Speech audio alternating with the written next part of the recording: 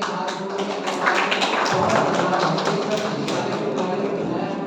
ताकि हम लोगों को भी बहुत सारा चीज बताने को मिला और हम अपनी समस्याओं को भी रखते थे उस गोष्ठी के बीच में, तो समस्याओं का समाधान सब लोग अपने अपने हिसाब से भी करते थे। ठीक है, तो दिनचर्या के बारे में तो सर लोग तो बता दिए हैं कि वहाँ से पूरा टाइम शेड्यूल के हिसाब से चलता था, बिल्कुल अनुशासन में रहते थे, खाना वगैरह का टाइम, टी वगैरह टाइम, और जितने भी क्लास का मेंटेनिंग टाइम है 2.5 घंटा 3 घंटा 2 घंटा का, तो हर एक टाइम शेड्यूल के हिसाब से होता था। बीच बीच में कुछ कुछ गेप होते थे,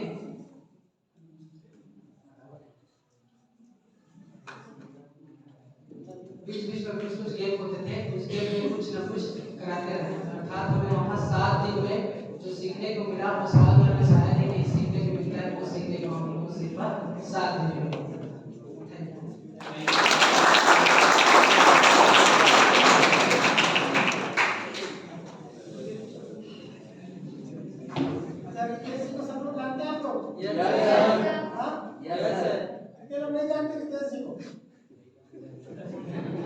नमस्कार, मेरा नाम रितेश साहू है। जो नहीं जानते मैं उनको बता दूं,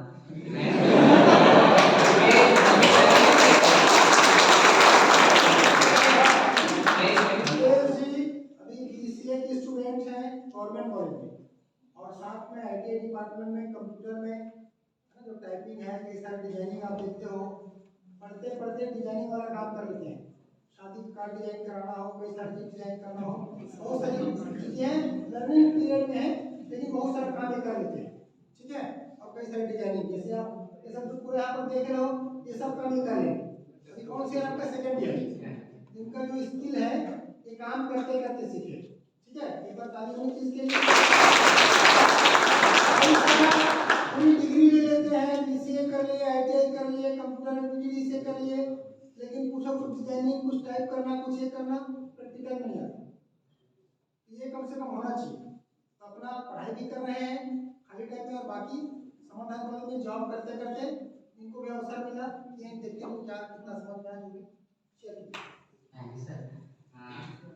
क्योंकि मुझे ज़्यादा टाइम आया नहीं हुआ है, इसलिए अधिकतर मतलब कुछ कुछ उससे परिचित नहीं है। मैं बता दूं कि मेरा नाम रितेश साहू है। मैं अभी समाधान आईटीआई में कंप्यूटर ऑपरेटर के काम कर रहा हूँ। तो 7 दिनों की बात तो ऐसी उस समय बताना मेरे ख्याल से मुश्किल है, क्योंकि बहुत सी बातें हैं, तो बहुत सी बातें तो बहुत टाइम में कहना है, तो कुछ टाइम दिए हैं, तो मैं कोशिश करूँगा कि समराइज कर पाऊँ। अगर इसके वजह आगे थैंक यू। जैसे कि सभी बातें तो सर बता ही चुके हैं, मैं भी कोशिश करता हूँ कि कुछ बता सकूँ। किन किन को लगता है कि अगर हमारे पास पैसे, कुछ गाड़ियाँ, रहने को घर और खाने को चीज़ें मिल जाए तो जिंदगी नहीं रह सकती? कौन कौन कह सकता है? कोई कह सकता है? मतलब आपको ऐसा मैं पूछना चाहता हूँ कि कहते हैं ना, एक इंसान के लिए आवश्यकता होती है आवास, कपड़ा, मकान और रोटी, तो इन सब से आपका हो जाएगा निर्वाह? ऐसा मानने वाले कितने लोग हैं? किसी को नहीं चाहिए? अच्छा, मतलब किसी को नहीं चाहिए?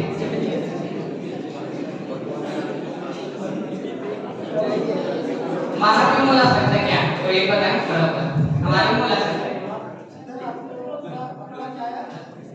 अच्छा जी, ठीक है, सॉरी।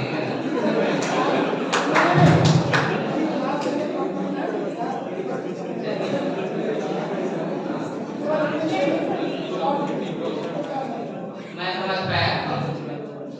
दुख दुख को मैं बताने की कोशिश करता हूँ। जैसे कि सर ने बताया कि दुख हम ऐसे ही होते हैं, बहुत कोशिश करते हैं। वहाँ बताया गया कि दुख रूपी कोई चीज़ ही नहीं है। जैसे कि हम कहीं सुख की प्राप्ति भी चाहते हैं, अगर अगर सुख नहीं मिल पाता, जैसे कि अपेक्षा करते हैं कहीं, अगर अपेक्षा की पूर्ति नहीं होती तो वहाँ दुख होते हैं। तो दुख जैसा कुछ होता नहीं है। दुख किसी घटी घटनाओं को हम अगर याद करते हैं, उसको बदलाव करते हैं, तो हमें दुख होती है। ये समझ पाए? सुख क्या है? सुख ये वह है कि हमें जहाँ की किसी कहीं चीज से खुशी मिलती है, कहीं चीज से हमें अच्छा लगता है, हमारे मन भाव बातचीत को प्रसन्न होता है, इसी को हम सुख कहते हैं। और सुख हम सदैव एक मतलब हर एक इंसान अपने जो भी काम करता है अपने सुख के लिए करता है। कोई भी इंसान अपने काम कोई सुख के लिए नहीं कर सकता है। तो इसी मानसिकता को बदलना है हमें। हम चाहते हैं कि अपने सुख के साथ साथ अन्य सुख के कार्य भी कर सकें। जीवन शिक्षा मूल्य का जैसे कि मैं समझ पाया कि हम अभी अपने दिखावे और उसमें पैसे और रुपये में ज़्यादा ध्यान दे पा रहे हैं, तो उसको ना बदल के हम अपने व्यवहारिकता और संबंध को बनाए रखें। इसके लिए हमें जीवन में शिविर की अध्ययन करने की आवश्यकता है। साथ ही में ज़्यादा थोड़ा नर्वस हो रहा था।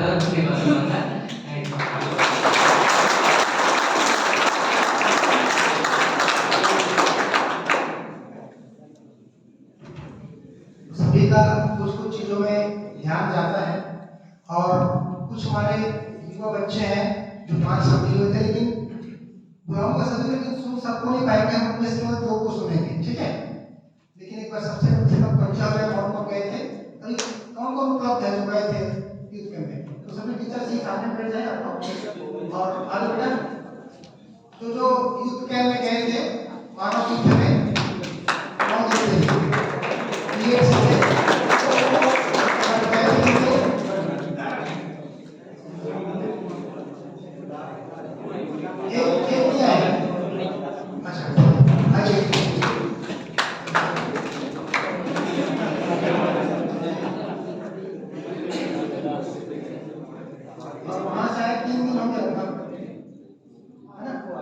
तो वहां क्या फिर वो शेयर करना है, उसके अलावा उसमें ये नहीं करते ना भी और अपने अंदर क्या चेंजेस फील करते हैं, ठीक है, वो भी हम अपना चर्चा कर सकते हैं। तो शुरुआत करते हैं हम लोग और नरेश जी से, थोड़ा संक्षिप्त में आप रखेंगे अपने हिसाब से, ठीक है।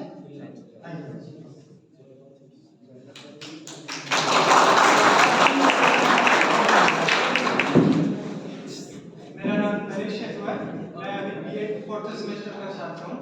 अभी जैसे कि हम लोग अभी 5 लोग थे, एक उपस्थित नहीं है। हम लोग मानव तीर्थ किलितपुर जो है उसमें यूथ कैंप हुआ था, उसमें प्रतिभागी के रूप में समाधान महाविद्यालय से जुड़े हुए थे। तो समय का अभाव है तो मैं सिर्फ 2 से 3 पॉइंट में रखना चाहूँगा।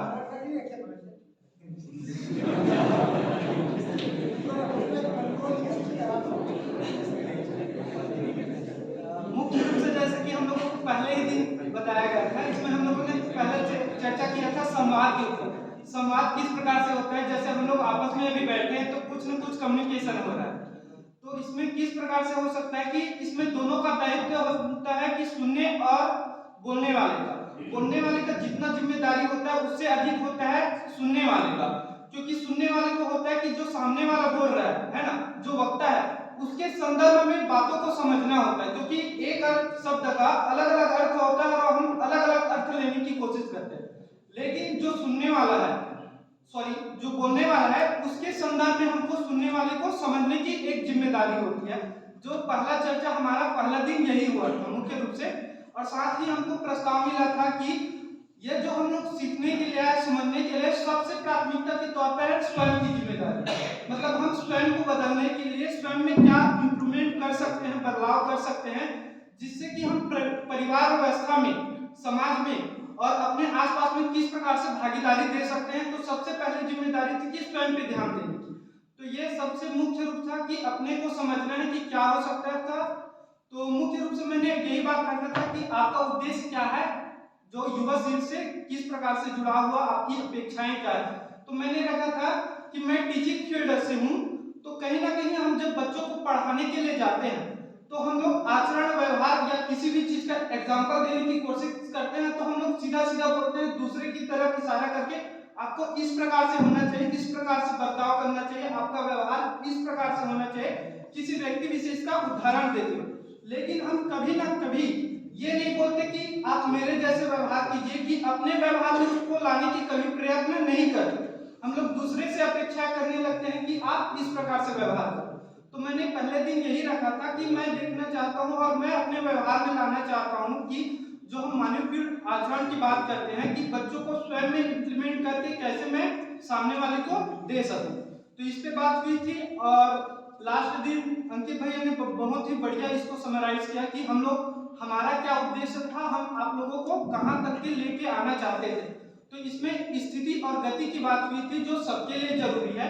स्थिति होता है कि जो स्वयं में अपने मन में चल रहा है, जो स्थिरता का भाव है, आपको उसको किस प्रकार से रहना चाहिए। और गति मतलब की होता है जो सामने से अभिव्यक्त हो रहे हैं। जैसे कि मैं अभी आपसे बात कर रहा हूं, तो ये मेरे गति के ऊपर निर्भर कर रहा है, कितने शालीनता से व्यवहार कर रहा हूँ, किस प्रकार से है।